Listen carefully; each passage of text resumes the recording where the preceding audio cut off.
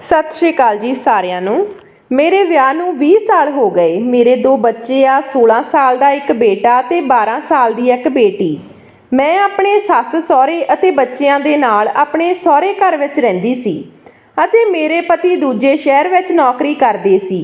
ਉਹ ਹਰ ਮਹੀਨੇ ਸਾਨੂੰ ਖਰਚੇ ਜੋਗੇ ਪੈਸੇ ਭੇਜ ਦਿੰਦੇ ਤੇ ਖੁਦ 4-5 ਮਹੀਨਿਆਂ ਵਿੱਚ ਇੱਕ ਵਾਰ ਘਰ ਆਇਆ ਕਰਦੇ ਸੀ। ਮੇਰੇ ਵਿਆਹ ਦੀ 20ਵੀਂ ਸਾਲਗਿਰਾ ਸੀ। ਮੇਰੇ ਬੱਚਿਆਂ ਨੇ ਆਪਣੇ ਪਾਪਾ ਨੂੰ ਸਰਪ੍ਰਾਈਜ਼ ਦੇਣ ਦੇ ਲਈ ਮੈਨੂੰ ਜਿੱਦ ਕਰਕੇ ਮੇਰੇ ਪਤੀ ਦੇ ਕੋਲ ਇਕੱਲੇ ਭੇਜ ਦਿੱਤਾ। ਜਦੋਂ ਮੈਂ ਆਪਣੇ ਪਤੀ ਦੇ ਫਲੈਟ ਵਿੱਚ ਪਹੁੰਚੀ ਤਾਂ ਵਿਆਹ ਦੇ 20 ਸਾਲ ਬਾਅਦ ਆਪਣੇ ਪਤੀ ਦੀ ਸੱਚਾਈ ਜਾਣ ਕੇ ਮੇਰੇ ਹੋਸ਼ ਉੱਡ ਗਏ। ਮਾਂ ਦੇਖੋ, ਤੁਹਾਡੀ ਟਿਕਟ ਵੀ ਬੁੱਕ ਹੋ ਚੁੱਕੀ ਹੈ, ਹੁਣ ਤਾਂ ਮੰਨ ਜਾਓ। ਇਹ ਬੋਲਦੇ ਹੋਏ ਨੂੰ ਮੇਰਾ 16 ਸਾਲ ਦਾ ਬੇਟਾ ਸ਼ੁਭਮ ਮੈਨੂੰ ਮੋਬਾਈਲ ਤੇ ਕਨਫਰਮ ਟਿਕਟ ਦਿਖਾਉਂਦਾ ਹੈ। ਮੈਂ ਕੁਝ ਬੋਲਦੀ ਉਸ ਤੋਂ ਪਹਿਲਾਂ ਹੀ ਮੇਰੀ 12 ਸਾਲਾਂ ਦੀ ਬੇਟੀ ਆਪਣੇ ਭਰਾ ਦੇ ਵੱਲ ਦੇਖਦੀ ਹੋਈ ਕਹਿੰਦੀ ਹੈ, ਸੱਚਮੁੱਚ ਹੁਣ ਮਾਂ ਨੂੰ ਕੋਈ ਨਹੀਂ ਰੋਕ ਸਕਦਾ। ਮੈਂ ਆਪਣੇ ਦੋਹਾਂ ਬੱਚਿਆਂ ਦੇ ਵੱਲ ਦੇਖਦੇ ਹੋਏ ਕਿਹਾ, ਤੁਹਾਨੂੰ ਦੋਨਾਂ ਨੂੰ ਕੀ ਹੋ ਗਿਆ, ਕਿਉਂ ਜਿੱਦ ਲਾ ਕੇ ਬੈਠੇ ਹੋ? ਅਤੇ ਛੋਟੀ, ਤੂੰ ਇਹ ਸਭ ਕੀ ਬੋਲ ਰਹੀ ਆ? ਪੜ੍ਹਾਈ ਵਿੱਚ ਤਾਂ ਤੇਰਾ ਮਨ ਲੱਗਦਾ ਨਹੀਂ, ਹਰ ਵਕਤ ਫਿਲਮੀ ਡਰਾਮੇ ਕਰਨ ਤੋਂ ਆਵਾਜ਼ ਨਹੀਂ ਆਉਂਦੀ ਤੂੰ। ਸ਼ੁਭਮ ਖੁਸ਼ੀ ਨਾਲ ਇੱਕ ਵਾਰ ਮੇਰੇ ਵੱਲ ਤੇ ਇੱਕ ਵਾਰ ਛੋਟੀ ਭੈਣ ਦੇ ਵੱਲ ਦੇਖਦਾ ਹੋਇਆ ਕਿਹਾ, ਮਾਂ ਕਿੰਨਾ ਚੰਗਾ ਲੱਗੇਗਾ ਪਾਪਾ ਨੂੰ ਜਦੋਂ ਉਹ ਤੁਹਾਨੂੰ ਆਪਣੇ ਵਿਆਹ ਦੀ 20ਵੀਂ ਸਾਲਗਿਰਾ ਤੇ ਅਚਾਨਕ ਆਪਣੇ ਦਰਵਾਜ਼ੇ ਦੇ ਕੋਲ ਦੇਖਣਗੇ। ਪਾਪਾ ਤਾਂ ਖੁਸ਼ੀ ਵਿੱਚ ਪਾਗਲ ਹੀ ਹੋ ਜਾਣਗੇ। ਸਾਡਾ ਇਹ ਸਰਪ੍ਰਾਈਜ਼ ਗਿਫਟ ਪਾਪਾ ਨੂੰ ਕਿੰਨਾ ਪਸੰਦ ਆਵੇਗਾ। ਛੋਟੀ ਕਹਿੰਦੀ, ਮਾਂ ਜਦੋਂ ਪਾਪਾ ਨੇ ਦਰਵਾਜ਼ਾ ਖੋਲ੍ਹਿਆ ਤਾਂ ਤੁਸੀਂ ਕਹਿਣਾ ਸਰਪ੍ਰਾਈਜ਼। ਕਾਸ਼ ਪਾਪਾ ਵੀ ਕੋਈ ਗਾਣਾ ਗਾ ਦੇਣ। ਛੋਟੀ ਅਤੇ ਸ਼ੁਭਮ ਦੀਆਂ ਗੱਲਾਂ ਸੁਣ ਕੇ ਮੈਂ ਕਿਹਾ, ਤੁਹਾਨੂੰ ਦੋਨਾਂ ਨੂੰ ਸ਼ਰਮ ਨਹੀਂ ਆਉਂਦੀ? ਮਾਂ ਦੇ ਸਾਹਮਣੇ ਕੀ ਬੋਲ ਰਹੇ ਹੋ? ਛੋਟੀ, ਇਸ ਵਿੱਚ ਸ਼ਰਮ ਦੀ ਕੀ ਗੱਲ ਆ? ਅੱਜ ਕੱਲ੍ਹ ਤਾਂ ਪਿਆਰ ਖੁੱਲ੍ਹਮ ਖੁੱਲ੍ਹਾ ਹੁੰਦਾ ਹੈ। ਮੈਂ ਆਪਣੇ ਪੁਰਾਣੇ ਦਿਨਾਂ ਨੂੰ ਯਾਦ ਕਰਦੇ ਹੋਏ, ਪਿਆਰ ਤਾਂ ਸਾਡੇ ਜ਼ਮਾਨੇ ਵਿੱਚ ਹੁੰਦਾ ਸੀ। ਚਲੋ ਛੱਡੋ, ਤੁਸੀਂ ਇਹ ਸਭ ਕੀ ਲੈ ਕੇ ਬੈਠ ਗਏ? ਤੈਨੂੰ ਪਤਾ ਤੇਰੇ ਦਾਦਾ ਦਾਦੀ ਦੀ ਤਬੀਅਤ ਵਿਗੜੀ ਰਹਿੰਦੀ ਆ, ਕਿਵੇਂ ਛੱਡ ਕੇ ਜਾਵਾਂ ਮੈਂ ਤੁਹਾਨੂੰ ਸਾਰਿਆਂ ਨੂੰ? ਸ਼ੁਭਮ ਕਹਿੰਦਾ ਹੈ, ਮਾਂ ਤੂੰ ਕਿਹੜਾ ਉੱਥੇ ਸਾਲ ਭਰ ਰਹਿਣਾ, ਬਸ 1 ਮਹੀਨੇ ਦੀ ਤਾਂ ਗੱਲ ਆ। ਇਹ ਦਿਨ ਸਿਰਫ ਤੇਰੇ ਅਤੇ ਪਾਪਾ ਲਈ ਆ। ਇਸ ਵਿੱਚ ਕੋਈ ਪਰਿਵਾਰ ਅਤੇ ਨਾ ਹੀ ਕੋਈ ਜ਼ਿੰਮੇਵਾਰੀ ਹੋਵੇਗੀ। ਤੂੰ ਅਤੇ ਪਾਪਾ, ਇਹ ਕੁਝ ਪਲ ਸਿਰਫ ਤੁਹਾਡੇ ਦੋਹਾਂ ਦੇ ਹੋਣਗੇ। ਉਦੋਂ ਹੀ ਮੇਰੀ ਸੱਸ, ਜੋ ਕੁਝ ਦਿਨਾਂ ਤੋਂ ਦੇਖ ਰਹੀ ਸੀ ਕਿ ਦੋਨੇ ਬੱਚੇ ਆਪਣੀ ਮਾਂ ਨੂੰ ਉਸਦੇ ਬੇਟੇ ਦੇ ਕੋਲ ਭੇਜਣਾ ਚਾਹੁੰਦੇ ਹਨ, ਸੱਸ ਕਹਿੰਦੀ ਹੈ ਕਿ ਮੰਨ ਜਾ ਨੂਪਰ, ਚਲੀ ਜਾ, ਮੈਂ ਇੱਥੇ ਸੰਭਾਲ ਲਵਾਂਗੀ। ਮੈਂ ਕੁਝ ਬੋਲਦੀ ਉਸ ਤੋਂ ਪਹਿਲਾਂ ਹੀ ਮੇਰੇ ਮੂੰਹ ਤੇ ਹੱਥ ਰੱਖਦੇ ਹੋਏ, 2 ਦਿਨ ਬਾਅਦ ਦੀ ਬੁਕਿੰਗ ਤਿਆਰ ਆ। ਮੈਂ ਆਪਣਾ ਮੂੰਹ ਤੋਂ ਸ਼ੁਭਮ ਦਾ ਹੱਥ ਚੁੱਕਦੇ ਹੋਏ ਕਿਹਾ, ਇੰਨੀ ਜਲਦੀ? ਤੁਸੀਂ ਦੋਨੋਂ ਤਾਂ ਸੋਚਣ ਦਾ ਸਮਾਂ ਵੀ ਨਹੀਂ ਦਿੰਦੇ। ਹੁਣ ਸਭ ਦੀਆਂ ਗੱਲਾਂ ਸੁਣ ਕੇ ਮੇਰਾ ਮਨ ਵੀ ਆਪਣੇ ਪਤੀ ਮਨੀਸ਼ ਦੇ ਵੱਲ ਜਾ ਰਿਹਾ ਸੀ। ਉਸ ਦੇ ਪਸੰਦੀਦੇ ਮੋਤੀਚੂਰ ਦੇ ਲੱਡੂ ਬਣਾਉਣ ਲੱਗੀ। ਮੇਰੇ ਹੱਥਾਂ ਨਾਲ ਬਣੇ ਹੋਏ ਮੋਤੀਚੂਰ ਦੇ ਲੱਡੂ ਮਨੀਸ਼ ਨੂੰ ਬਹੁਤ ਪਸੰਦ ਸੀ। ਮਨੀਸ਼ ਦੀ ਨੌਕਰੀ ਦੂਜੇ ਸ਼ਹਿਰ ਵਿੱਚ ਹੈ, ਚੰਗੀ ਪੈਕੇਜ ਮਿਲਦੀ ਹੈ। ਮਨੀਸ਼ ਦਾ ਇੱਥੇ ਪੁਸ਼ਤੈਨੀ ਮਕਾਨ ਹੈ। ਮੈਂ ਮਨੀਸ਼ ਦੇ ਮਾਤਾ ਪਿਤਾ ਅਤੇ ਆਪਣੇ ਬੱਚਿਆਂ ਦੇ ਨਾਲ ਰਹਿੰਦੀ ਹਾਂ। ਜਦੋਂ ਮੇਰਾ ਵਿਆਹ ਹੋਇਆ ਸੀ ਉਦੋਂ ਦੀ ਮੈਂ ਇਸ ਘਰ ਵਿੱਚ ਹੀ ਰਹਿ ਰਹੀ ਸੀ ਤੇ ਮਨੀਸ਼ ਦੇ ਨਾਲ ਕਦੇ ਨਹੀਂ ਗਈ ਸੀ। ਇੱਥੇ ਸੱਸ ਸਹੁਰੇ ਦੀ ਦੇਖਭਾਲ ਅਤੇ ਫਿਰ ਸ਼ੁਭਮ ਅਤੇ ਛੋਟੀ ਦਾ ਜਨਮ, ਬਸ ਹੌਲੀ ਹੌਲੀ ਇਹੀ ਦੁਨੀਆ ਬਣ ਗਈ। ਮਨੀਸ਼ ਹਰ ਮਹੀਨੇ ਅਕਾਊਂਟ ਵਿੱਚ ਪੈਸੇ ਭੇਜ ਦਿੰਦੇ ਸੀ। ਉਹਨਾਂ ਪੈਸਿਆਂ ਨਾਲ ਮੈਂ ਘਰ ਖਰਚ ਚਲਾਉਂਦੀ ਸੀ। 4-5 ਮਹੀਨਿਆਂ ਬਾਅਦ ਮਨੀਸ਼ ਦਾ ਆਉਣਾ ਸਿਰਫ 2 ਦਿਨਾਂ ਦਾ ਹੁੰਦਾ ਸੀ। ਉਹਨਾਂ 2 ਦਿਨਾਂ ਵਿੱਚ ਵੀ ਸਾਰੇ ਘਰ ਵਾਲੇ ਉਸ ਨੂੰ ਘੇਰ ਕੇ ਬੈਠੇ ਰਹਿੰਦੇ ਸੀ। ਮੈਂ ਅਤੇ ਮਨੀਸ਼ ਬਹੁਤ ਘੱਟ ਮਿਲ ਪਾਉਂਦੇ ਸੀ। ਅੱਜ ਮੈਂ ਪੂਰੇ ਮਨ ਤੋਂ ਤਿਆਰੀ ਕਰ ਰਹੀ ਸੀ ਮਨੀਸ਼ ਦੇ ਕੋਲ ਜਾਣ ਦੀ। ਸ਼ੁਭਮ ਮੈਨੂੰ ਟ੍ਰੇਨ ਵਿੱਚ ਬਿਠਾ ਆਇਆ, ਇੱਕ ਬੱਚੇ ਦੀ ਤਰ੍ਹਾਂ ਮੈਨੂੰ ਪੂਰੇ ਰਸਤੇ ਦੀ ਡਿਟੇਲ ਦੇ ਰਿਹਾ ਸੀ, ਕਿਉਂਕਿ ਆਪਣੀ ਮਾਂ ਨੂੰ ਇੰਨੀ ਦੂਰ ਭੇਜ ਰਿਹਾ ਸੀ, ਉਹ ਵੀ ਇਕੱਲੇ। ਮੈਂ ਸ਼ੁਭਮ ਨੂੰ ਸਮਝਾਉਂਦੇ ਹੋਏ ਕਿਹਾ, ਮੈਂ ਬੱਚੀ ਨਹੀਂ ਹਾਂ, ਉੱਥੇ ਜਾ ਕੇ ਫੋਨ ਕਰ ਦੇਵਾਂਗੀ। ਮੈਂ ਟ੍ਰੇਨ ਵਿੱਚ ਬੈਠੀ ਖੁਸ਼ ਸੀ। ਟ੍ਰੇਨ ਦੀ ਖਿੜਕੀ ਵਿੱਚੋਂ ਠੰਡੀਆਂ ਹਵਾਵਾਂ, ਉਹਦੇ ਨਾਲ ਬੀਤੇ ਹੋਏ ਪਲ ਵੀ ਉਹਦੇ ਨਾਲ ਜਾਣ ਲੱਗੇ ਸੀ।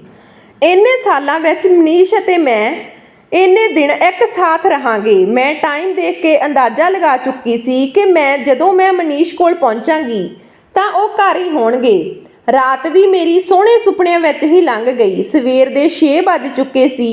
ਸ਼ੁਭਮ ਦਾ ਫੋਨ ਆਇਆ, ਮਾਂ ਤੁਹਾਡੇ ਉਤਰਨ ਦਾ ਸਮਾਂ ਹੋ ਗਿਆ, ਤੁਸੀਂ ਦੇਖ ਕੇ ਉਤਰਨਾ। ਇੱਕ ਆਟੋ ਕਰਕੇ ਉਸ ਐਡਰੈਸ ਤੇ ਚਲੀ ਜਾਣਾ। ਮੈਂ ਹੱਸਦੇ ਹੋਏ ਕਿਹਾ, ਸ਼ੁਭਮ ਤੂੰ ਟੈਨਸ਼ਨ ਨਾ ਲੈ, ਮੈਂ ਉੱਥੇ ਪਹੁੰਚ ਕੇ ਫੋਨ ਕਰਦੀ ਹਾਂ। ਆਟੋ ਫੜ ਕੇ ਮੈਂ ਐਡਰੈਸ ਤੱਕ ਪਹੁੰਚ ਗਈ। ਹੌਲੀ ਹੌਲੀ ਦਰਵਾਜ਼ੇ ਤੱਕ ਪਹੁੰਚੀ। ਬੈਲ ਵਜਾਉਣ ਤੋਂ ਪਹਿਲਾਂ ਮੈਂ ਆਪਣਾ ਹੁਲੀਆ ਆਪਣੇ ਹੱਥਾਂ ਨਾਲ ਠੀਕ ਕਰਨ ਲੱਗੀ। ਠੀਕ ਕਰਕੇ ਬੈਲ ਵਜਾ ਦਿੱਤੀ। ਇੱਕ ਵਾਰ ਬੈਲ ਵਜਾਈ ਤਾਂ ਮਨੀਸ਼ ਨੇ ਆ ਕੇ ਦਰਵਾਜ਼ਾ ਨਾ ਖੋਲ੍ਹਿਆ। ਫਿਰ ਬੈਲ ਵਜਾਈ। ਥੋੜ੍ਹੀ ਦੇਰ ਬਾਅਦ ਇੱਕ ਔਰਤ ਜਿਸ ਨੇ ਚੂੜਾ ਪਾਇਆ ਹੋਇਆ ਸੀ ਨੇ ਦਰਵਾਜ਼ਾ ਖੋਲ੍ਹਿਆ। ਉਹ ਮੇਰੇ ਤੋਂ ਪੁੱਛਣ ਲੱਗੀ ਕਿ ਕਿਸ ਨੂੰ ਮਿਲਣਾ ਹੈ। ਮੈਂ ਫੋਨ ਤੇ ਐਡਰੈਸ ਨੂੰ ਦਿਖਾਉਂਦੇ ਹੋਏ ਕਿਹਾ, ਜੀ ਮਨੀਸ਼ ਪਾਂਡੇ ਦਾ ਘਰ ਇਹੀ ਆ? ਉਹ ਔਰਤ ਬੋਲੀ, ਜੀ ਹਾਂ ਇਹੀ ਆ, ਕੀ ਕੰਮ ਆ ਤੁਹਾਨੂੰ? ਮੈਂ ਪੁੱਛਿਆ ਕਿ ਤੁਸੀਂ ਕੌਣ? ਤਾਂ ਉਸ ਔਰਤ ਨੇ ਆਪਣੇ ਬਾਰੇ ਦੱਸਿਆ ਕਿ ਮੈਂ ਮਨੀਸ਼ ਦੀ ਪਤਨੀ ਆ। ਮੈਂ ਇਹ ਸੁਣ ਕੇ ਯਕੀਨ ਨਹੀਂ ਕਰ ਪਾ ਰਹੀ ਸੀ।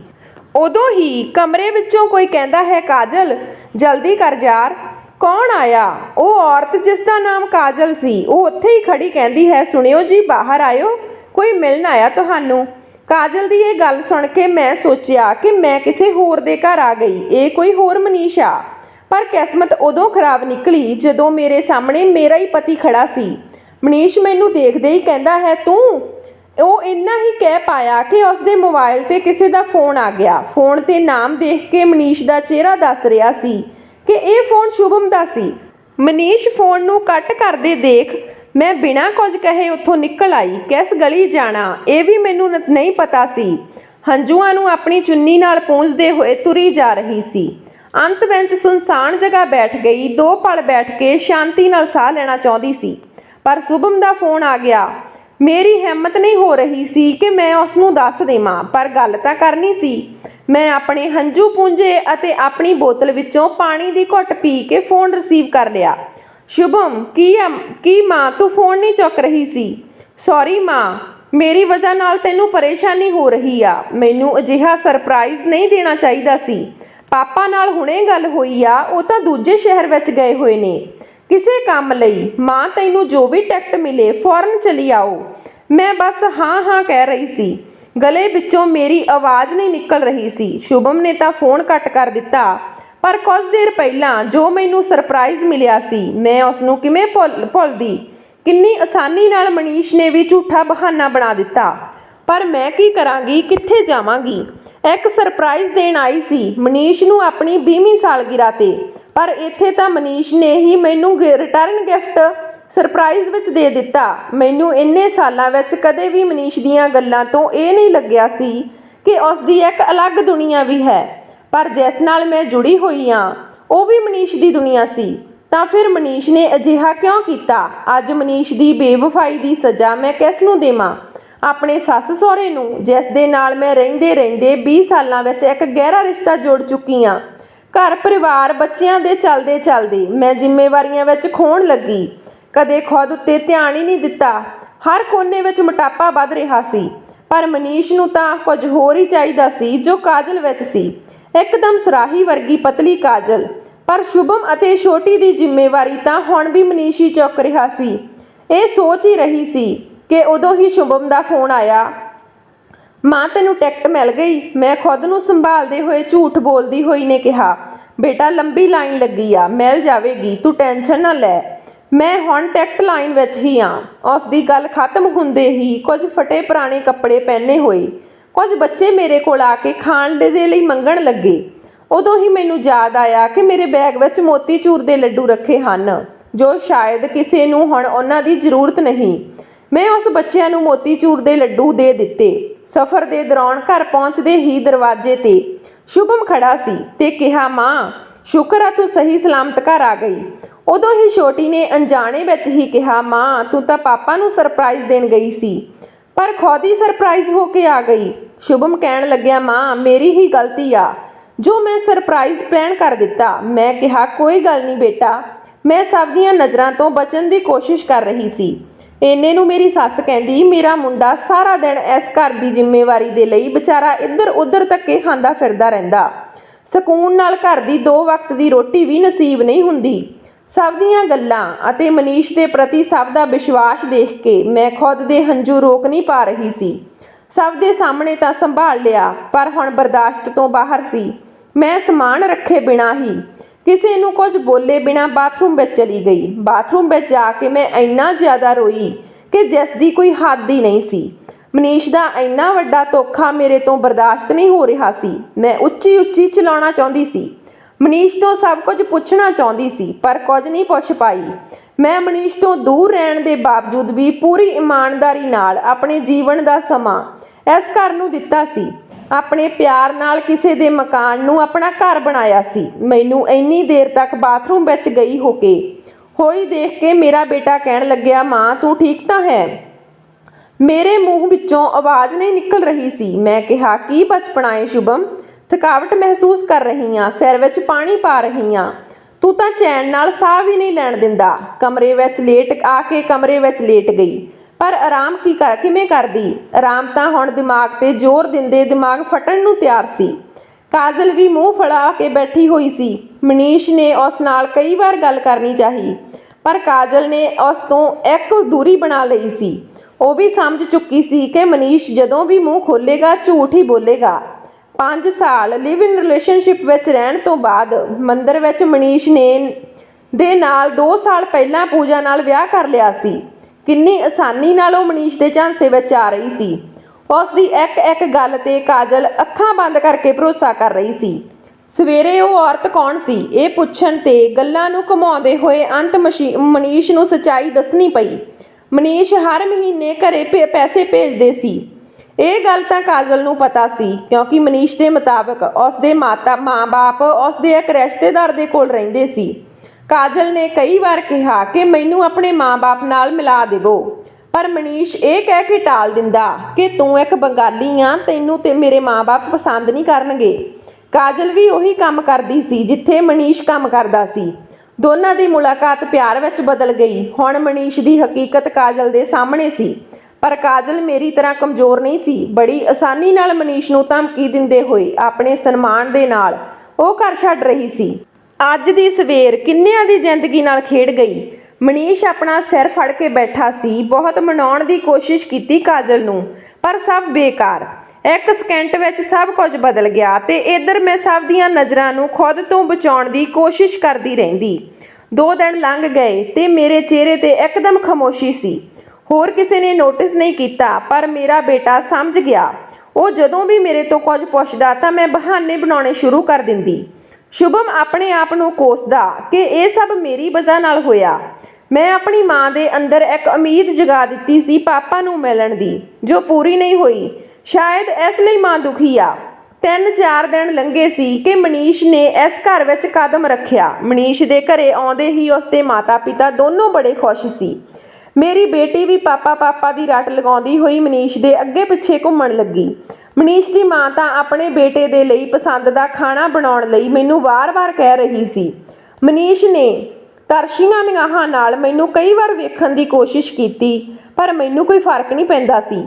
ਸਭ ਨੂੰ ਬਿਜ਼ੀ ਦੇਖ ਕੇ ਮਨੀਸ਼ ਮੇਰੇ ਕੋਲ ਆ ਗਿਆ, ਪਰ ਮੈਂ ਆਪਣਾ ਰਸਤਾ ਬਦਲ ਲਿਆ। ਅੱਜ ਮੈਂ ਉਹੀ ਬਣਾਇਆ ਸੀ ਜੋ ਮੈਨੂੰ ਅਤੇ ਮੇਰੇ ਬੱਚਿਆਂ ਨੂੰ ਪਸੰਦ ਸੀ। ਮਨੀਸ਼ ਦੀ ਮਾਂ ਦਾ ਰਾਤ ਦਾ ਖਾਣਾ ਦੇਖ ਕੇ ਮੈਨੂੰ ਖਰੀ ਖੋਟੀ ਸੁਣਾਉਣ ਲੱਗੀ ਤੇ ਕਿਹਾ ਕਿ ਤੂੰ ਇਸ ਤੋਂ ਪਹਿਲਾਂ ਕਦੇ ਅਜਿਹਾ ਨਹੀਂ ਹੋਇਆ। ਇਸ ਵਿੱਚ ਕੁਝ ਵੀ ਮੇਰੇ ਬੇਟੇ ਦੀ ਪਸੰਦ ਦਾ ਨਹੀਂ, ਪਰ ਮੈਂ ਕੁਝ ਨਹੀਂ ਕਿਹਾ ਕਿਉਂਕਿ ਮੈਂ ਜਾਣਦੀ ਸੀ ਕਿ ਇੱਕ ਮਾਂ ਦੇ ਲਈ ਕਈ ਮਹੀਨਿਆਂ ਬਾਅਦ ਉਸਦੇ ਬੱਚੇ ਨੂੰ ਦੇਖਣ ਦੀ ਖੁਸ਼ੀ ਕੀ ਹੁੰਦੀ ਆ, ਚਾਹੇ ਉਸਦਾ ਬੇਟਾ ਉਸਦੇ ਕੋਲ ਰਹੇ ਜਾਂ ਨਾ ਰਹੇ। ਸ਼ੁਭਮ ਵੀ ਅੱਜ ਮੇਰੇ ਬਦਲਦੇ ਰਵੱਈਏ ਨੂੰ ਦੇਖ ਰਿਹਾ ਸੀ। ਖੁਸ਼ੀ ਵਿੱਚ ਜਿਸ ਮਾਂ ਦੇ ਹੱਥ ਥੱਕਦੇ ਨਹੀਂ ਸੀ, ਹਜ਼ਾਰਾਂ ਪਕਵਾਨ ਬਣਾਉਂਦੇ ਹੋਏ ਦਿਨ ਰਾਤ ਨਿਕਲ ਜਾਂਦੀ ਸੀ। 2-2 ਦਿਨਾਂ ਵਿੱਚ ਹੀ ਜੋ 6 ਮਹੀਨਿਆਂ ਦੀ ਕਸਰ ਪੂਰੀ ਕਰ ਦਿੰਦੀ ਸੀ, ਅੱਜ ਇੰਨੀ ਬਦਲੀ ਕਿਉਂ ਸੀ? ਉਹ ਜਾਣ ਗਿਆ ਸੀ ਕਿ ਜੋ ਮੇਰੀ ਮਾਂ ਇਸ ਤਰ੍ਹਾਂ ਕਰ ਰਹੀ ਆ, ਕੋਈ ਗੱਲ ਜ਼ਰੂਰ ਹੈਗੀ ਆ। ਰਾਤ ਦੇ ਖਾਣੇ ਤੋਂ ਬਾਅਦ ਮਨੀਸ਼ ਹੁਣ ਜਾਣਦਾ ਸੀ ਕਿ ਮੈਂ ਹੁਣ ਉਸ ਦੇ ਕਮਰੇ ਵਿੱਚ ਜਾਵਾਂਗੀ ਤਾਂ ਉਦੋਂ ਗੱਲ ਕਰ ਲਵਾਂਗਾ, ਪਰ ਮੇਰੇ ਮਨ ਮੁਤਾਬਕ ਕੁਝ ਹੋਰ ਹੀ ਚੱਲ ਰਿਹਾ ਸੀ। ਮਨੀਸ਼ ਕਮਰੇ ਵਿੱਚ ਮੇਰਾ ਇੰਤਜ਼ਾਰ ਕਰਦਾ ਰਿਹਾ, ਪਰ ਮੈਂ ਆਪਣੇ ਬੇਟੇ ਦੇ ਕਮਰੇ ਵਿੱਚ ਸੌਣ ਲਈ ਚਲੀ ਗਈ ਤੇ ਸ਼ਿਵਮ ਨੂੰ ਕਿਹਾ ਕਿ ਮੈਂ ਤੇਰੇ ਨਾਲ ਹੀ ਸੌਵਾਂਗੀ। ਸ਼ਿਵਮ ਨੇ ਚੌਂਕ ਕੇ ਕਿਹਾ ਕਿ ਕੀ ਹੋਇਆ ਮਾਂ, ਪਾਪਾ ਨਾਲ ਕੋਈ ਅਣਬਣ ਹੋ ਗਈ? ਇੰਨੇ ਬੋਲਣ ਦੀ ਦੇਰ ਸੀ ਕਿ ਮੇਰੀਆਂ ਅੱਖਾਂ ਛਲ-ਛਲ ਪਾਣੀ ਵਹਿਣ ਲੱਗਿਆ। ਸ਼ੁਭਮ ਕਹਿਣ ਲੱਗਿਆ, ਦੱਸ ਤਾਂ ਸਹੀ ਮਾਂ, ਕੀ ਹੋਇਆ ਜੋ ਤੂੰ ਸਾਡੇ ਤੋਂ ਛੁਪਾ ਰਹੀ ਆ? ਮੈਂ ਆਪਣੇ ਹੰਝੂਆਂ ਨੂੰ ਅੱਖਾਂ ਵਿੱਚੋਂ ਹੀ ਰੋਕਦੇ ਹੋਏ ਕਿਹਾ ਕਿ ਮੈਨੂੰ ਸੌਣ ਦੇ, ਤੂੰ ਲਾਈਟ ਆਫ ਕਰ ਦੇ ਬੇਟਾ, ਮੈਂ ਸਿਰ ਦਰਦ ਨਾਲ ਪਰੇਸ਼ਾਨ ਆ। ਲਾਈਟ ਤਾਂ ਮੇਰੇ ਬੇਟੇ ਨੇ ਆਫ ਕਰ ਦਿੱਤੀ, ਪਰ ਨੀਂਦ ਨਾ ਮੈਨੂੰ ਸੀ, ਨਾ ਮੇਰੇ ਬੇਟੇ ਨੂੰ ਤੇ ਨਾ ਮਨੀਸ਼ ਨੂੰ। ਉਧਰ ਮਨੀਸ਼ ਆਪਣੇ ਕਮਰੇ ਦੀ ਘੜੀ ਤੇ ਸੂਈਆਂ ਦੇਖਦਾ ਤੇ ਕਦੇ ਦਰਵਾਜ਼ੇ ਤੇ ਦੇਖਦਾ। ਬਹੁਤ ਦੇਰ ਬਾਅਦ ਜਦੋਂ ਮੈਂ ਆਪਣੇ ਕਮਰੇ ਵਿੱਚ ਨਾ ਗਈ ਤਾਂ ਮਨੀਸ਼ ਮੈਨੂੰ ਇੱਧਰ ਉੱਧਰ ਲੱਭਣ ਲੱਗਾ। ਕਦੇ ਰਸੋਈ ਵਿੱਚ ਦੇਖਦਾ ਤੇ ਕਦੇ ਬਾਥਰੂਮ ਵਿੱਚ। ਉਸ ਦੀ ਮਾਂ ਦੇ ਕਮਰੇ ਵਿੱਚ ਤਾਂ ਮੈਂ ਜਾਵਾਂਗੀ ਨਹੀਂ, ਇਹ ਉਸ ਨੂੰ ਅੰਦਾਜ਼ਾ ਹੋ ਗਿਆ ਸੀ। ਮੈਂ ਆਪਣੇ ਬੇਟੇ ਦੇ ਕਮਰੇ ਵਿੱਚ ਸੀ, ਪਰ ਉਸ ਦੀ ਹਿੰਮਤ ਨਹੀਂ ਹੋਈ ਕਿ ਉਹ ਮੈਨੂੰ ਬੁਲਾਵੇ। ਮੈਂ ਆਪਣੇ ਮੂੰਹ ਵਿੱਚ ਚੁੰਨੀ ਦਬਾ ਕੇ ਰੱਖੀ ਹੋਈ ਸੀ ਤਾਂ ਕਿ ਮੇਰੇ ਹੌਂਕੇ ਕਦੇ ਮੇਰਾ ਬੇਟਾ ਨਾ ਸੁਣ ਲਵੇ।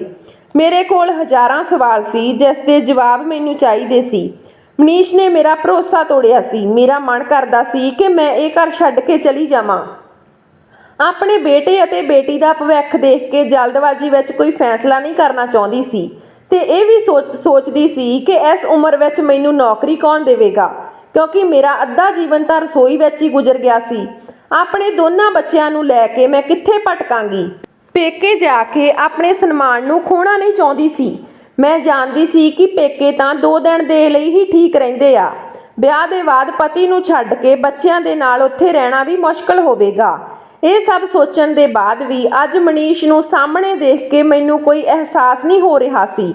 20 ਸਾਲਾਂ ਦਾ ਸਾਥ, 20 ਸਾਲਾਂ ਦਾ ਪਿਆਰ, 20 ਸਾਲਾਂ ਦਾ ਇੱਕ ਦੂਜੇ ਉੱਤੇ ਭਰੋਸਾ ਮੇਰੇ ਹੱਥਾਂ ਵਿੱਚੋਂ ਸਭ ਰੇਤੇ ਦੀ ਤਰ੍ਹਾਂ ਫਿਸਲਣ ਲੱਗਾ। ਜਿਵੇਂ ਤਿਵੇਂ ਕਰਕੇ ਅੱਜ ਦੀ ਰਾਤ ਗੁਜ਼ਰ ਗਈ। ਰੋਜ਼ਾਨਾ ਦੀ ਤਰ੍ਹਾਂ ਅੱਜ ਵੀ ਦਿਨ ਦੀ ਸ਼ੁਰੂਆਤ ਮੇਰੀ ਰਸੋਈ ਨਾਲ ਹੋਈ ਸੀ। ਮਨੀਸ਼ ਨੂੰ ਪਤਾ ਸੀ ਕਿ ਮੈਂ ਘਰ ਵਿੱਚ ਸਭ ਤੋਂ ਪਹਿਲਾਂ ਉੱਠਦੀ ਹਾਂ। ਮੇਰੇ ਉੱਠਣ ਤੋਂ ਪਹਿਲਾਂ ਹੀ ਰਸੋਈ ਵਿੱਚ ਖੜਾ ਸੀ।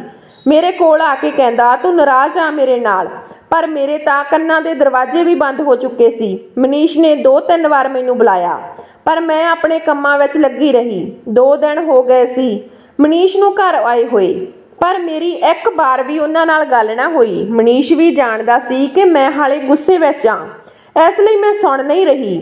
ਗੁੱਸਾ ਜਦੋਂ ਠੰਡਾ ਹੋ ਜਾਵੇਗਾ ਤਾਂ ਇਸ ਨੂੰ ਮੇਰੇ ਕੋਲ ਹੀ ਆਉਣਾ ਪਵੇਗਾ, ਕਿਉਂਕਿ ਮੈਂ ਇੱਕ ਘਰੇਲੂ ਮਹਿਲਾ ਸੀ ਜੋ ਸੋਚ ਤਾਂ ਸਕਦੀ ਸੀ ਪਰ ਕੋਈ ਫੈਸਲਾ ਨਹੀਂ ਕਰ ਸਕਦੀ ਸੀ। ਮੇਰੇ ਤੇ ਕਾਜਲ ਵਿੱਚ ਜ਼ਮੀਨ ਅਸਮਾਨ ਦਾ ਅੰਤਰ ਸੀ। ਮੈਂ ਆਪਣਾ ਸਭ ਕੰਮ ਖਤਮ ਕਰਕੇ ਆਪਣੇ ਬੇਟੇ ਦੇ ਕਮਰੇ ਵਿੱਚ ਆ ਗਈ। ਮੇਰੇ ਬੇਟੇ ਨੇ ਕਿਹਾ ਕਿ ਮਾਂ, ਹੁਣ ਤਾਂ ਤੂੰ ਮੈਨੂੰ ਸਭ ਦੱਸ ਕਿ ਤੇਰੇ ਪਾਪਾ ਵਿੱਚ ਕੀ ਹੋਇਆ ਏ। ਮੈਂ ਪਹਿਲਾਂ ਤਾਂ ਉਸ ਨੂੰ ਕਾਫੀ ਟਾਈਮ ਟਾਲਦੀ ਰਹੀ, ਫਿਰ ਉਸ ਨੂੰ ਦੱਸਿਆ ਕਿ ਤੇਰੇ ਪਾਪਾ ਨੇ ਆਪਣੇ ਸਾਰਿਆਂ ਨਾਲ ਧੋਖਾ ਕੀਤਾ।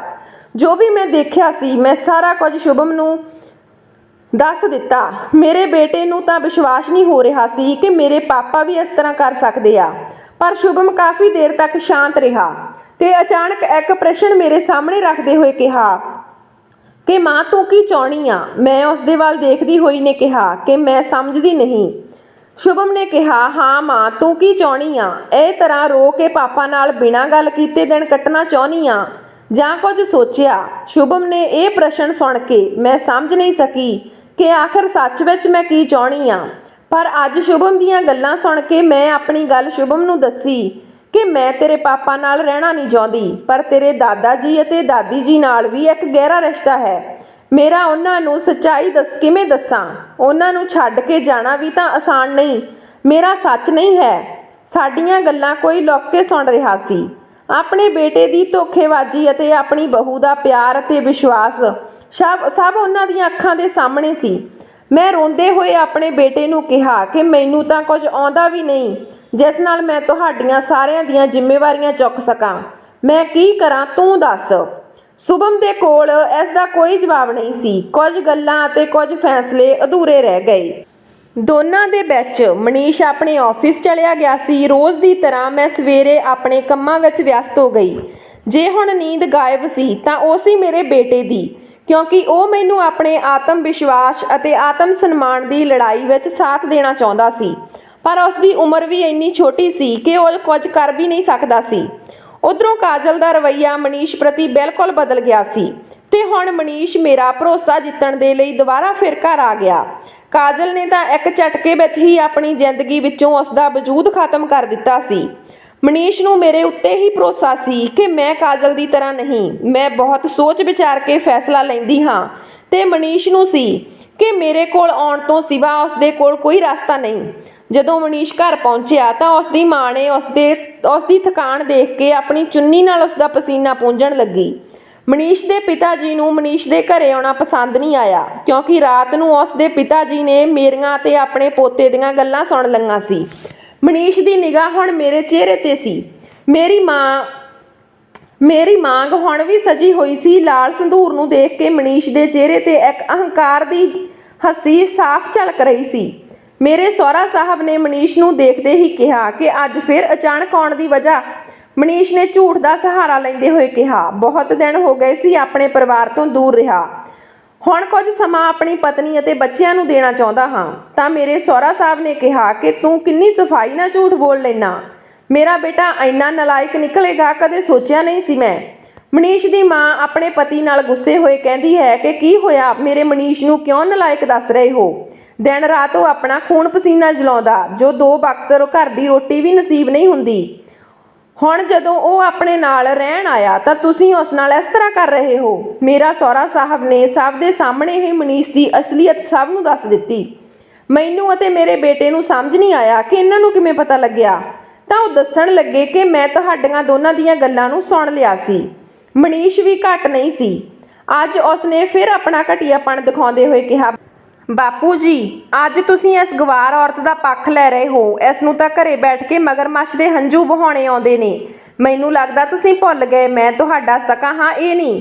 ਮਨੀਸ਼ ਦੇ ਪਿਤਾ ਜੀ ਗੁੱਸੇ ਵਿੱਚ ਕਹਿੰਦੇ ਹਨ ਕਿ ਇਹ ਤਾਂ ਮੇਰੀ ਕਿਸਮਤ ਆ, ਤੂੰ ਮੇਰਾ ਸਕਾ ਬੇਟਾ। ਸ਼ਾਇਦ ਇਸ ਲਈ ਹੁਣ ਤੱਕ ਇੱਥੇ ਖੜਾ, ਜੇ ਕੋਈ ਹੋਰ ਹੁੰਦਾ ਤਾਂ ਧੱਕੇ ਮਾਰ ਕੇ ਘਰੋਂ ਕੱਢ ਦਿੰਦਾ।